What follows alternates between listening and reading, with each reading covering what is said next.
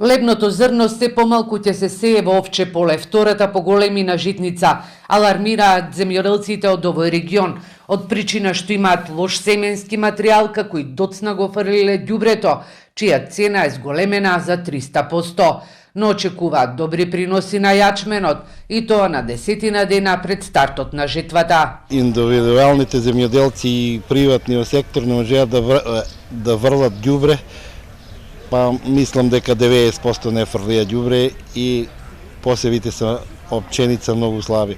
Додека јечменот е малку подиво растение, мислам нака подиво е и може ќе има подобар принос, али приносот ќе биде околу 2,5 тона ќе биде на јечмена, а пченицата ќе биде катастрофа од мислам тон до тон и пол нема да биде повеќе. Недостатокот на храна не ги мотивирало земјоделците да посеат житни култури на поголеми површини.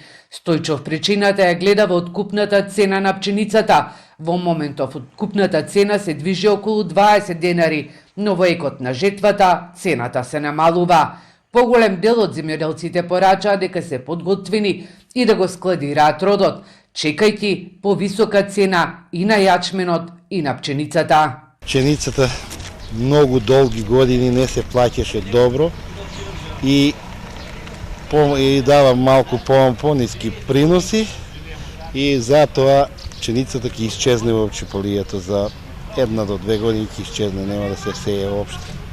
Обединетите нации предупредија дека глобалните залихи на пченица паднаа на најниско ниво од 2008 година, бидејќи залихите се погодени од појава што се случува еднаш во генерација.